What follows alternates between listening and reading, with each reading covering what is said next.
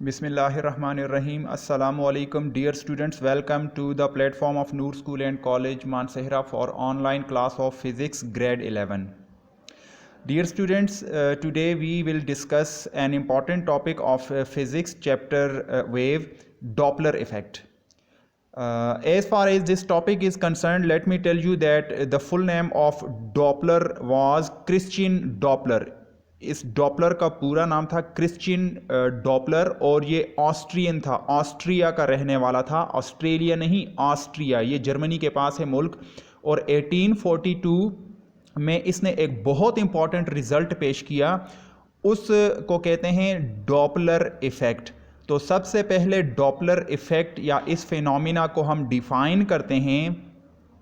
Dear students, definition से पहले मैं आपको बता दूं कि इस चैप्टर में जो हमने अब तक डिस्कस किया है, प्राइमरी वेव्स, स्टैंडिंग वेव्स और प्रोग्रेसिव वेव, ये जितनी भी हमने वेव्स को डिस्कस किया, फिर उसके बाद स्पीड ऑफ साउंड के साउंड की जो स्पीड है, फिर लैप्लेस करेक्शन और न्यूटन फार्मूलाज, उन तमाम चीज़ों को हमने डिस्कस किया। इस चैप्टर में ये जो है लास्ट टॉपिक है डॉपलर इफ़ेक्ट, लेकिन ये अपनी अहमियत के लिहाज से बहुत इंपॉर्टेंट है, ये एग्जामिनेशन पॉइंट ऑफ व्यू से भी बहुत इंपॉर्टेंट है, लिहाजा इस टॉपिक को आपने ज़्यादा डिटेल में तवज्जो से समझना है। तो ओके डियर स्टूडेंट्स, वेव वाले चैप्टर में ये जो लास्ट टॉपिक है डॉपलर इफ़ेक्ट, इसका सबसे पहले हम जो है वो इसकी डेफिनेशन देख लेते हैं। The apparent change in frequency of sound due to relative motion of sound source or listener or both is called Doppler effect. Doppler effect वो फिनोमिना है जिसमें साउंड की फ्रीक्वेंसी में ज़ाहिरी एक चेंज आ जाती है, apparent चेंज आ जाती है। किस वजह से आती है? जब सोर्स यानी जहाँ से साउंड प्रोड्यूस होती है, सोर्स ऑफ साउंड या सुनने वाला लिसनर, कोई सुनने वाला हो या सोर्स ऑफ साउंड हो या दोनों मूव करें। The apparent change in frequency of sound due to relative motion of sound और साउंड सोर्स और लिसनर और both is called Doppler effect. Doppler effect वो फिनोमिना है जिसमें साउंड की फ्रीक्वेंसी बज़ाहिर चेंज हो जाती है जब साउंड सोर्स या लिसनर या ये दोनों क्या करें? मूव करें, उनकी relative motion. Okay dear students, ये डॉपलर इफ़ेक्ट का फिनोमिना कुछ इस तरह है जैसे हम लोग एपरेंट वेट और रियल वेट को डिस्कस कर चुके हैं। देखें, एक ऑब्जेक्ट का रियल वेट वो वेट होता है जब उसका वेट रेस्ट पर मैयर किया जाए, लेकिन जब हम उस चीज़ को रेस्ट पर नहीं रखते बल्कि अप या डाउन मूव करते हैं तो उस चीज़ का वेट एपरेंट हो जाता है। तो जो कंसेप्ट एपरेंट वेट का है, इसी तरीके का जो इफ़ेक्ट है फ्रीक्वेंसी के साथ, फ्रीक्वेंसी ऑफ साउंड, वो डॉपलर इफ़ेक्ट कहलाता है। एपरेंट चेंज, फ्रीक्वेंसी में मोशन की वजह से एपरेंट चेंज आने लगता है। तो ये आगे हम इसके 5-6 केसेस पढ़ेंगे, उसमें आपको ये क्लियर हो जाएगी। तो डियर स्टूडेंट्स, डॉपलर इफ़ेक्ट को मज़ीद आगे एक्सप्लेन करने से पहले दो इंपॉर्टेंट पॉइंट्स अपने जहन में रखें। अगर ये दो इंपॉर्टेंट पॉइंट्स आपके जहन में हों तो इन केसेस को समझना आसान होगा। इंपॉर्टेंट पॉइंट्स, नंबर 1, पहला पॉइंट क्या है? व्हेन लिसनर मूव्स, लिसनर उस बंदे को कहते हैं जो साउंड को सुनता है, और एक होता है साउंड सोर्स। सोर्स वो जगह जहां से साउंड प्रोड्यूस होती है। फर्ज करें एक गाड़ी है, गाड़ी के अंदर जो है वो स्पीकर पर कुछ गाने लगे हुए हैं या उसके इंजन की आवाज़ आ रही है, तो गाड़ी जो है वो साउंड का सोर्स है। उसके अंदर से स्पीकर से साउंड आ रही है जिसकी वेलोसिटी v है। ये कोई आदमी खड़ा है, कोई स्टूडेंट खड़ा है, ये लिसनर है। L for listener, S for sound source. ये जो आपको वेव दिखाई गई है, this is the speed of sound, ये साउंड की स्पीड है। यहाँ पर जब लिसनर मूव करेगा तो उसकी वेलोसिटी a होगी, अगर सोर्स मूव करेगा तो उसकी वेलोसिटी हम b कंसिडर करेंगे। a is the velocity of listener and b is the velocity of source, लेकिन वो बाद में हम डिस्कस करेंगे। तो देखें, व्हेन लिसनर मूव्स, जब लिसनर मूव करे तो फ्रीक्वेंसी चेंज हो जाती है। ये बात याद रखें, पहला पॉइंट है, फर्ज करें ये गाड़ी है, ये रेस्ट पर है। अब लिसनर को देखें, लिसनर रेस्ट पर नहीं है बल्कि लिसनर मूव कर रहा है। किस वेलोसिटी के साथ? ए वेलोसिटी के साथ। जब लिसनर मूव करे तो इस लिसनर को साउंड की जो फ्रीक्वेंसी गाड़ी से आ रही है उस फ्रीक्वेंसी से मुख्तलिफ लगेगी। तो याद रखें, व्हेन लिसनर मूव्स, अगर सोर्स मूव ना करे बल्कि लिसनर मूव करे तो साउंड की फ्रीक्वेंसी चेंज हो जाती है। अब देखें, व्हेन सोर्स मूव्स, अब समझें ये लिसनर मूव नहीं कर रहा बल्कि लिसनर अपनी जगह पर रेस्ट पर है, गाड़ी मूव कर रही है, या तो इसकी तरफ आ रही है या फिर अवे जा रही है। तो अब जब गाड़ी मूव करेगी टूवर्ड्स या अवे, उस केस में क्या होगा, वेवलेंथ भी चेंज हो जाएगी साउंड की, जो किसको चेंज करेगी? फ्रीक्वेंसी को। तो ये पॉइंट याद रखें, जब लिसनर मूव करे तो only frequency changes, when source moves wavelength changes which changes frequency. तो ये दो पॉइंट्स इंपॉर्टेंट हैं कि अगर लिसनर मूव करे तो साउंड की सिर्फ फ्रीक्वेंसी चेंज होती है, वेवलेंथ चेंज नहीं होती। लेकिन जब सोर्स मूव करेगा तो पहले उस सोर्स के मोशन की वजह से वेवलेंथ चेंज होगी जो बाद में फ्रीक्वेंसी को चेंज कर देगी। तो सोर्स के मोशन की वजह से वेवलेंथ और फ्रीक्वेंसी दोनों चेंज होती हैं, जबकि लिसनर के मूव करने की वजह से साउंड की सिर्फ फ्रीक्वेंसी चेंज होती है, वेवलेंथ चेंज नहीं होती। ओके, अब इसके आगे हम डियर स्टूडेंट्स 6 केसेस डिस्कस करते हैं। Case number 1, listener moves towards stationary source. Stationary means rest. फर्ज करें गाड़ी जो है उसका इंजन स्टार्ट है, गाड़ी के इंजन से साउंड आ रही है लिसनर की तरफ, गाड़ी खुद रेस्ट पर है लेकिन साउंड आगे मूव कर रही है, हवा में से मूव करके लिसनर की तरफ जा रही है। लिसनर मूव कर रहा है लेकिन अब कंडीशन ये है, लिसनर मूव्स टूवर्ड्स, यानी लिसनर जो है वो दूर से गाड़ी की तरफ आ रहा है। लिसनर की वेलोसिटी ए है, साउंड की वेलोसिटी v है, लिसनर या वो बंदा जिस वेलोसिटी से गाड़ी की तरफ आ रहा है वो a है। ठीक है।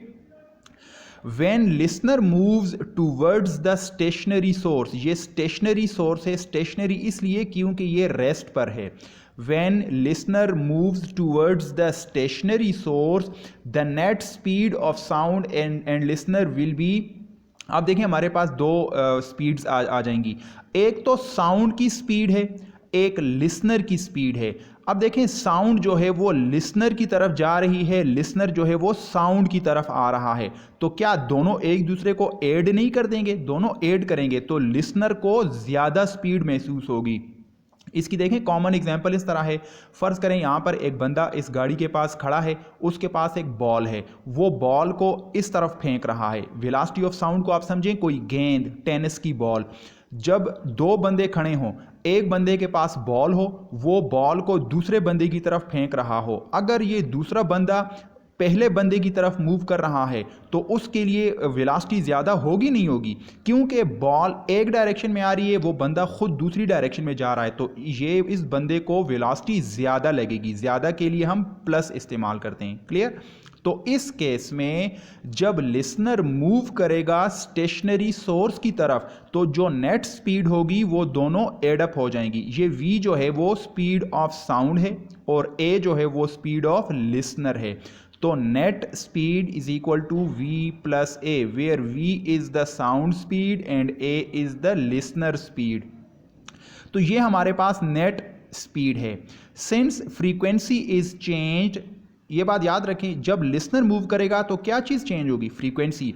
When frequency is changed, therefore we can write, जब फ्रीक्वेंसी चेंज होगी तो हम लिख सकते हैं f prime is equal to v net divided by lambda. देखें f के ऊपर प्राइम है, लैम्डा के ऊपर कोई प्राइम नहीं है, क्योंकि लैम्डा चेंज नहीं होता, ओनली क्या चीज़ चेंज होगी? फ्रीक्वेंसी।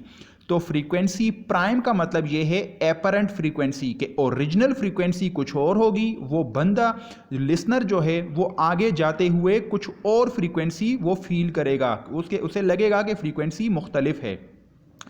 तो ये फ्रीक्वेंसी का formula f is equal to v by lambda. तो जो फ्रीक्वेंसी जब चेंज होती है तो उसके साथ मैं लगाता हूँ prime. F prime is equal to v by lambda, और यहां पे कौन सी स्पीड हम लेंगे, रिलेटिव स्पीड लेंगे, क्योंकि अब साउंड तो मूव कर रही है, लिसनर भी मूव कर रहा है, तो इन दोनों की जो रिलेटिविस्टिक स्पीड, सॉरी रिलेटिविस्टिक नहीं, ये रिलेटिव स्पीड जो होगी वो v प्लस ए हो जाएगा, दोनों का sum. Now f prime is equal to v net by lambda, let me call it equation number 1। इसको इक्वेशन नंबर 1 अगर आप कहें, अब देखें वी नो दैट, हम ये भी जानते हैं कि फ्रीक्वेंसी का एक ये फार्मूला भी है कि f is equal to v by lambda, ये वो फ्रीक्वेंसी है जो गाड़ी से आ रही है, साउंड की फ्रीक्वेंसी, ठीक है। लेकिन अब ये जो लिसनर है इसको डिफरेंट फ्रीक्वेंसी फील होगी, तो लिसनर के लिए ये f प्राइम वाला फार्मूला हम लगाएंगे, गाड़ी के लिए जो साउंड की स्पीड आ रही है उसके लिए तो नॉर्मल यही फार्मूला लगेगा कि v is equal to f is equal to v by lambda. अब देखें यहां से अगर आप लेमडा की वैल्यू निकालें, लेमडा को क्रॉस मल्टीप्लाई करें, f को नीचे ले आएं, तो lambda will be equal to v by f. ये देखें lambda is equal to v by f. अब लेमडा की ये वाली वैल्यू आप 1 में पुट कर सकते हैं, पुट इन 1, तो f prime is equal to net velocity कितनी है, v प्लस ए, ये नेट वेलोसिटी हो गई, डिवाइडेड बाय लेमडा, लेमडा किसकी इक्वल है, v बाय एफ, तो ये हुआ v बाय एफ। अब डिवाइड के नीचे डिवाइड हो तो f को हम ऊपर मल्टीप्लाई कर सकते हैं, तो f prime is equal to v plus a divided by f whole multiplied by f, v plus a divided by v whole multiplied by f। तो अब देखें यहां पे एक चीज अपने जहन में रखें, ये एपरेंट फ्रीक्वेंसी है कि मोशन, रिलेटिव मोशन की वजह से इसमें जो फर्क आया है लिसनर को जो फील होगा, और ये f ओरिजिनल फ्रीक्वेंसी है, ये जो गाड़ी है फॉर एग्जांपल यहां से वो कितनी हर्ट्ज की फ्रीक्वेंसी सेंड कर रहा है, 50 हर्ट्ज। फॉर एग्जांपल ये फ्रीक्वेंसी 50 हर्ट्ज फ्रीक्वेंसी की साउंड इमिट कर रहा है। लिसनर अगर गाड़ी की तरफ मूव कर रहा है विद वेलोसिटी a, तो इसको जो फ्रीक्वेंसी फील होगी f प्राइम वो ग्रेटर देन 50 होगी, वो 50 से ज्यादा होगी। ओरिजिनल 50 है f, लेकिन जो एपरेंट है वो 50 नहीं होगी, 50 से ज्यादा होगी। f prime is greater then f। अब इसमें देखें f प्राइम जो है वो f से ज्यादा है, उसकी वजह क्या है, न्यूमरेटर में देखें v प्लस a है जबकि नीचे v है, तो v प्लस a की जो वैल्यू है वो v से ज्यादा है। ऊपर देखें v के साथ कोई चीज प्लस हो रही है जबकि नीचे सिर्फ v है, तो इसका मतलब न्यूमरेटर एक बड़ी वैल्यू है डिनोमिनेटर के मुकाबले में, तो न्यूमरेटर जब भी ग्रेटर वैल्यू होती है डिनोमिनेटर के मुकाबले में तो इसका मतलब ऊपर वाली क्वांटिटी नीचे से ज्यादा होगी और frequency apparent frequency original frequency से ज्यादा होगी, because v plus a is greater than v। Dear students, ये तमाम जो है वो रिलेटिव मोशंस की वजह से फ्रीक्वेंसी में फ़र्क आता है। तो ये हमारा पहला केस था। नाउ इसके बिल्कुल अपोजिट हम दूसरा केस कंसिडर कर लेते हैं, केस नंबर 2। इसका सेकंड केस डियर स्टूडेंट्स देखें, इसमें तमाम कंसेप्ट वही है सिवाय इसके कि अब लिसनर अवे जा रहा है, उसकी वेलोसिटी वही है a, लेकिन अब साउंड की स्पीड और उस लिसनर की स्पीड दोनों एक डायरेक्शन में हैं, तो अपोजिट डायरेक्शन में v के साथ a प्लस हो रहा था, तो यहाँ पे कॉमन सेंस की बात है कि अवे वाले केस में v माइनस a हो जाएगा नेट स्पीड। क्लियर? अगर इस पॉइंट को समझ गए तो आगे कैलकुलेशन फिर उसी तरह आसान है। When L moves away from S, ये जो साउंड सोर्स है ये रेस्ट पर है, लिसनर उससे अवे जा रहा है, उसकी वेलोसिटी a है, तो जो उन दोनों के बीच में नेट स्पीड होगी वो v माइनस a हो जाएगा। पिछले केस में टूवर्ड्स वाले केस में v प्लस a था, तो अवे वाले केस में a जो है वो v से माइनस हो जाएगा, इनका जो नेट रिलेटिव स्पीड है वो v माइनस a हो जाएगी। सिंस फ्रीक्वेंसी इज चेंज, अब चूंकि लिसनर मूव कर रहा है तो हम जानते हैं कि लिसनर के मूव करने की वजह से सिर्फ फ्रीक्वेंसी चेंज होती है, तो इसको जो एपरेंट फ्रीक्वेंसी फील होगी वो है f prime. f prime is equal to v by lambda, लेकिन यहाँ पे जो v है वो नेट स्पीड होगी। ठीक है, इसको आप कहें equation number 1। We know that f is equal to v by lambda, ये कार के लिए है या इस गाड़ी के लिए, कि गाड़ी से जो फ्रीक्वेंसी आ रही है उसकी वैल्यू है f is equal to v by lambda, ये फ्रीक्वेंसी का फॉर्मूला है। इससे आप लैम्डा की वैल्यू निकालें तो वी बाय एफ, वही पुरानी जो है वो कैलकुलेशन है, इसमें सिर्फ माइनस का फर्क आएगा। पुट इन वन, तो v minus a divided by v divided by f, तो डिवाइड के नीचे डिवाइड है तो एफ ऊपर चला जाएगा, तो f prime is equal to v minus a over v whole multiplied by f. अब इसमें देखें, अब न्यूमरेटर में वैल्यू कम है, डिनोमिनेटर में ज्यादा है, क्योंकि नीचे डिनोमिनेटर की वैल्यू है v, ऊपर उस v में से कोई क्वांटिटी माइनस हो रही है, तो इसका मतलब डिनोमिनेटर की वैल्यू कम है, न्यूमरेटर की वैल्यू कम है डिनोमिनेटर के मुकाबले में, तो f prime will be less than f because numerator की वैल्यू डिनोमिनेटर से कम है, v minus A is less than v। अब इसमें देखें, आपको मैं कुछ फिगर बता देता हूं। फॉर एग्जांपल, ये जो गाड़ी है, इस गाड़ी से कितनी फ्रीक्वेंसी की साउंड आ रही है, 50 हर्ट्ज। फर्ज करें ये ओरिजिनल फ्रीक्वेंसी f है। अब लिसनर अवे जा रहा है, इसको फ्रीक्वेंसी कितनी लगेगी, इसको फ्रीक्वेंसी फील होगी f prime is less than 50 hertz, इसको 50 हर्ट्ज से लेस फ्रीक्वेंसी फील होगी, हो सकता है 40 हर्ट्ज हो, 30 हर्ट्ज हो, 45 हर्ट्ज हो, 48 हर्ट्ज हो, लेकिन 50 नहीं होगी, 50 से कम होगी, क्योंकि वो अवे जा रहा है, दूर जा रहा है। ठीक है, तो डियर स्टूडेंट्स, ये दूसरा केस था। अब देखें केस नंबर 3। केस नंबर 3 में ये वही लिसनर है, सुनने वाला कोई स्टूडेंट है, वो अपनी जगह पर खड़ा है, अब गाड़ी मूव कर रही है। पिछले दो केसेस में गाड़ी रेस्ट पर थी, वो बंदा टूवर्ड्स और अवे आ रहा था, लेकिन यहां पर अब लिसनर रेस्ट पर है जबकि गाड़ी मूव कर रही है। तो इस केस नंबर 3 में हम कहते हैं कि गाड़ी लिसनर की तरफ जाए, टूवर्ड्स। इससे अगले केस में हम देखेंगे गाड़ी पीछे की तरफ जाएगी, अवे। तो ये भी दो केसेस अब कार के लिए हैं या सोर्स के लिए है। याद रखें, इस केस में सोर्स यानी साउंड सोर्स मूव कर रहा है टुवर्ड्स स्टेशनरी लिसनर। लिसनर जो है वो दोनों केसेस में रेस्ट पर रहेगा। तो आप वो पहले दो पॉइंट्स याद करें, जब भी साउंड सोर्स मूव करती है तो वेवलेंथ और फ्रीक्वेंसी दोनों चेंज होते हैं। तो ये थोड़ा सा टेक्निकल पॉइंट है, इसको जरा समझें। When S moves, S का मतलब sound source, when source moves towards L, the wave is compressed. Wave compress हो जाती है। कंप्रेस का क्या मतलब है? कंप्रेस का ये मतलब है, देखें पहले गाड़ी इस पॉइंट पर थी और लिसनर इस पॉइंट पर है, तो एक पहली वेव जो निकलेगी तो वो उसको इतना डिस्टेंस कवर करना पड़ेगा। जो अगली वेव स्पीकर से या गाड़ी से निकलेगी तो वो एग्जैक्टली इस जगह से ही नहीं निकलेगी, उतने टाइम में गाड़ी जरा आगे आ चुकी होगी। तो इसका मतलब ये जो वेव है ये थोड़ी सी अंदर की तरफ कंप्रेस हो जाएगी। क्या हो जाएगी? कंप्रेस। तो वेव जब भी कंप्रेस हो जाएगी तो उसकी वेवलेंथ में फर्क आ जाएगा। इस केस में when S moves towards L, the wave is compressed. इस केस में नेट स्पीड को हम डिस्कस करते हैं। Net speed in this case will be v net is equal to v minus b। अब इसमें b क्या चीज है? b गाड़ी की स्पीड है, कि गाड़ी रेस्ट पर नहीं है, गाड़ी मूव कर रही है। गाड़ी की स्पीड b है और साउंड की स्पीड v है। v is the speed of sound, b is the speed of car.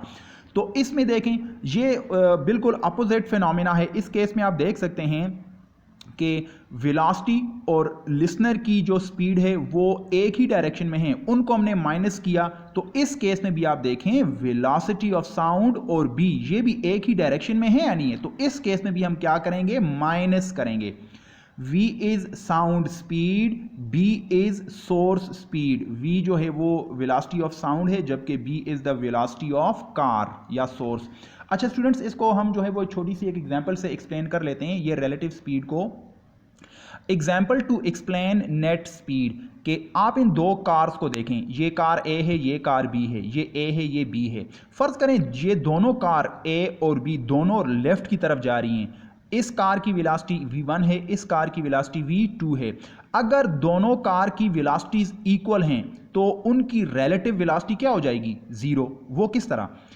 क्योंकि जब v1 और v2 उनका मैग्नीट्यूड सेम हो और यानी मैग्नीट्यूड इक्वल हो और वो एक ही डायरेक्शन में जा रही हो, तो उनकी रिलेटिव वेलोसिटी जो है वो जीरो हो जाएगी। इसकी मैं आपको एग्जांपल देता हूं। देखें, अगर आपने ऑब्जर्व किया हो, रोड के ऊपर दो कारें जब जा रही होती हैं एक ही डायरेक्शन में आगे पीछे, अगर उनकी स्पीड सेम है तो वो दोनों एक ही, उन दोनों के बीच में जो है वो कमी बेशी डिस्टेंस का नहीं आता, वो इक्वली जा रही होती हैं। इसका मतलब दोनों कार्स एक दूसरे के लिहाज से रेस्ट पर होती हैं, रिलेटिव मोशन। ठीक है, तो इस वजह से जो नेट स्पीड इस केस में है उसमें हम माइनस का साइन यूज करते हैं। अब उसको आप अपोजिट अगले केस के लिए कंसिडर करें। अब ये वाली जो कार है ये राइट की तरफ आ रही है, ये वाली कार लेफ्ट की तरफ जा रही है। अगर इस कार की वेलोसिटी v1 है और दूसरे कार की वेलोसिटी v2 है, अब चूंकि उनकी वेलोसिटी अपोजिट डायरेक्शन में है तो उनकी जो नेट स्पीड होगी डायरेक्शन चेंज करने पर वो प्लस हो जाएंगी। सेम डायरेक्शन में नेगेटिव, जबकि अपोजिट डायरेक्शन में वेलोसिटीज पॉजिटिव। समझ आ गई है ये केस है। तो अब आप इसको यूं समझें, ये जो पिछला केस हमने डिस्कस किया है इसमें देखें, आप यूं समझें कि ये जो साउंड की स्पीड है ये एक कार है और बी जो है ये दूसरी कार है। दोनों कारें एक ही डायरेक्शन में जा रही हैं। जब दोनों कारें एक डायरेक्शन में जाएंगी तो उनकी net speed v minus b हो जाएगा या नहीं? हो जाएगा ना। तो उस वजह से v माइनस बी। और अगले केस में हम देखेंगे गाड़ी जब अवे जा रही है उसकी वेलोसिटी b इस डायरेक्शन में हो जाएगी, v इधर है b इधर है, तो उस केस में दोनों प्लस हो जाएंगी अपोजिट डायरेक्शन में। Okay, now moving forward to the remaining part of this question, this topic, v net। हम जानते हैं कि इस केस में जो नेट स्पीड होगी वो v माइनस बी है। v and b have same direction, कि v और b सेम डायरेक्शन में है। सेम डायरेक्शन में हमने डिस्कस किया है कि नेगेटिव साइन लगाएंगे रिलेटिव स्पीड के लिए। Since wave length is change, अब चूंकि सोर्स मूव कर रहा है, सोर्स ऑफ साउंड, तो वो वेव लेंथ को भी चेंज करेगा। तो चलें, जो वेव लेंथ में चेंज आती है, apparent change in wave length, उसे मैं लैम्डा प्राइम कहता हूं। लैम्डा प्राइम का मतलब apparent change in wavelength. उसमें आप फ्रीक्वेंसी के फार्मूले में यूज करें, lambda prime is equal to v net by f. Clear? तो v नेट अभी हमने यूज किया है उसको b माइनस ए, तो v नेट की जगह पे v माइनस बी लगा दें, divided by original frequency f। इसको कहें इक्वेशन नंबर 1। अच्छा, जैसा कि हमने डिस्कस किया है कि सोर्स के रिलेटिव मोशन की वजह से वेवलेंथ भी चेंज हो जाती है और साथ फ्रीक्वेंसी भी चेंज हो जाती है। जब फ्रीक्वेंसी चेंज होगी तो frequency is equal to v by lambda होता है, तो frequency prime is equal to v by lambda prime होगा। अगर लैम्डा चेंज होगा तो फ्रीक्वेंसी भी चेंज होगी। क्लियर? तो इसको आप कहें इक्वेशन नंबर 2। क्या हम 1 से लैम्डा प्राइम की वैल्यू उठाकर 2 में पुट कर सकते हैं? यहां पे पुट करें, पुट 1 इंटू 1 से आप लैम्डा प्राइम की वैल्यू 2 में पुट करें तो ये हो जाएगा f prime is equal to v divided by lambda prime. अब ये चीज है v minus b by f. ये देखें, v minus b by f. अब डिवाइड के नीचे डिवाइड हो तो f ऊपर चला जाएगा, v divided by v minus b whole into f. अब इस केस में देखें, अब देखें इसमें डिनोमिनेटर में v से b माइनस हो रहा है जबकि ऊपर v है, तो ऊपर वाली क्वांटिटी ज्यादा है क्योंकि डिनोमिनेटर में v, ये तो सेम क्वांटिटीज हैं लेकिन डिनोमिनेटर में क्वांटिटी वैल्यू कम हो रही है क्योंकि v में से कोई क्वांटिटी माइनस हो रही है, तो इसका डिनोमिनेटर कम है न्यूमिनेटर के मुकाबले में। तो इस वजह से f प्राइम की वैल्यू क्या है, f के मुकाबले में ज्यादा है। तो फ्रीक्वेंसी, एपरेंट फ्रीक्वेंसी आपको ओरिजिनल के मुकाबले में ज्यादा लगेगी क्योंकि न्यूमिनेटर का v जो है उसकी वैल्यू ज्यादा है v माइनस बी से, क्योंकि v से कुछ क्वांटिटी माइनस हो रही है। ठीक है डियर स्टूडेंट्स, इसको आप यूं समझें कि ये जो फ्रीक्वेंसी ज़्यादा है तो वो ज़्यादा का आप यूं समझ जाएं, मैं अगर आपको उसकी फिगर बता सकूं। फ़र्ज़ करें ये जो आपके पास सोर्स ऑफ साउंड है, कार है, इसकी ओरिजिनल फ्रीक्वेंसी 50 हर्ट्ज़ है। जब साउंड की स्पीड इस डायरेक्शन में है और साथ कार भी इस डायरेक्शन में आ रही है तो लिसनर को कितनी फ्रीक्वेंसी लगेगी, वो 50 से ज़्यादा फील करेगा क्योंकि दोनों एक डायरेक्शन में हैं। ठीक है, तो ये इसका मतलब है कि एपरेंट फ्रीक्वेंसी जो है वो रियल फ्रीक्वेंसी के मुकाबले में ज़्यादा हो जाएगी। और इसका लास्ट जो केस है डियर स्टूडेंट्स, वो इसका बिल्कुल अपोजिट इसका फिनोमेना हम यूज़ करेंगे। Case number 4, source moves away from stationary listener. अब ये सोचें वही कार है, कार के इंजन से आवाज तो लिसनर की तरफ आ रही है, लिसनर रेस्ट पर है, साउंड की स्पीड v है, जबकि अब कार दूर जा रही है, वेलोसिटी तो कार की b है, लेकिन अब अवे वाला केस है, तो अवे वाले केस में हम नेट स्पीड को फिर v प्लस बी कहेंगे। टूवर्ड्स वाले केस में v माइनस ए था, अपोजिट डायरेक्शन में हमने v प्लस बी को यूज किया है, ठीक है। सिंस वेवलेंथ चेंजेस, हम जानते हैं कि सोर्स के रिलेटिव मोशन की वजह से वेवलेंथ भी चेंज होती है, फ्रीक्वेंसी भी चेंज होती है। तो पहले वेवलेंथ की बात करते हैं। Wavelength changes lambda prime is equal to v by f या वी नेट बाय एफ, क्योंकि इसमें हम नेट वेलोसिटी लेंगे तो वी नेट या नेट स्पीड जो है वो वी प्लस बी है, यहाँ पे वी प्लस बी पुट करें divided by f, equation number 1। अब चूंकि फ्रीक्वेंसी भी चेंज हो रही है तो f prime is equal to v by lambda prime, तो लैम्डा प्राइम की ये वाली वैल्यू आप उठाकर 2 में पुट कर सकते हैं। पुट 1 इन 2, तो f prime is equal to v over v plus b over f, तो एफ ऊपर चला जाएगा, v over v plus b into F.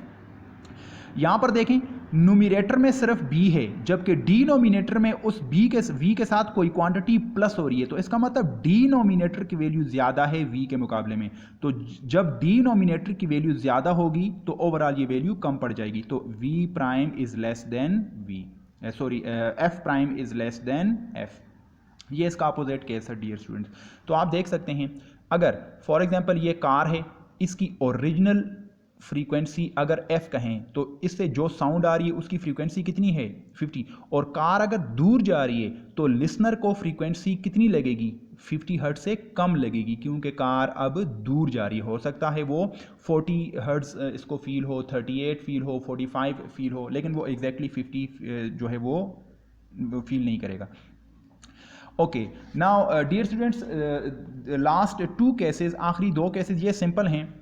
Case number 5, अब एक काम करते हैं। पहले केस में हमने कहा था कि कार रेस्ट पर थी और लिसनर टूवर्ड्स और अवे जा रहा था। दूसरे केस में हमने लिसनर को रेस्ट पे रखा, कार को टूवर्ड्स और अवे ले जाया गया। इस केस में अब ये समझें कि कार भी मूव कर रही है और लिसनर भी मूव कर रहा है, दोनों एक दूसरे की तरफ मूव कर रहे हैं। लिसनर की वेलोसिटी a है, कार की वेलोसिटी b है, और जाहिर है साउंड जो है वो तो कार से लिसनर की तरफ जा रही है। Source and listener move towards, source और लिसनर एक दूसरे की तरफ आ रहे हैं, तो इनमें बस वही कंडीशंस यूज करें। सोर्स के लिसनर के लिए v और a अपोजिट हैं, तो इनकी जो नेट स्पीड होगी वो v प्लस a होगी। लेकिन अगर कार के हिसाब से देखा जाए v और b एक ही डायरेक्शन में है, तो उसके लिए हमने v माइनस बी इस्तेमाल किया था, नहीं किया था? ये आप पिछले केसेस को ज़रा देख लें। तो इन दोनों केसेस में क्योंकि अब लिसनर भी रिलेटिव मोशन में है और कार भी रिलेटिव मोशन में है, तो उनके रिस्पेक्टिव आप जो है वो साइंस यूज़ कर लें। लिसनर के लिए ये प्लस हो जाएगा, v प्लस है, जबकि कार के लिए वो माइनस हो जाएगा। Using both conditions we can write, इन दोनों कंडीशंस को यूज़ करें। ऊपर net speed of the listener और नीचे net speed of the relative net speed of the car है। तो ऊपर ये देखें v प्लस a है, ऊपर ये लिसनर वाली रिलेटिव वेलोसिटी, और ये नीचे वाली जो है वो सोर्स की relative velocity v minus b. अब इसको ज़रा उल्टा समझें, तो ये इसका फार्मूला है, ठीक है। अब इसको उल्टा समझें, कार पीछे की तरफ जा रही हो, ये बंदा भी अवे जा रहा हो, जैसे ये दिखाया गया है केस नंबर 6। तो इस केस में इस लिसनर की जो नेट स्पीड होगी वो v माइनस ए हो जाएगा। इसको देखें, जब अपोजिट डायरेक्शन में हो तो प्लस होते हैं, जब सेम डायरेक्शन में हो तो माइनस। ये भी उलट जाएगा, जब कार के हवाले से जब सेम डायरेक्शन में हो तो माइनस, लेकिन जब अपोजिट डायरेक्शन में होंगे तो प्लस। देखें वेलोसिटी साउंड की इधर है, कार अवे जा रही है, दूर जा रही है, तो v प्लस बी हो जाएगा। तो इन दो कंडीशंस को भी यूज़ करें तो v माइनस ए ये वाला यूज़ होगा और v प्लस बी ये सोर्स वाला होगा। डियर स्टूडेंट्स, आज के लेक्चर में हमने डॉपलर इफेक्ट को एक्सप्लेन किया कि डॉपलर इफेक्ट वो फिनोमेना होता है जिसमें साउंड की फ्रीक्वेंसी में अपरेंट चेंज आ जाता है due to the relative motion of source and listener.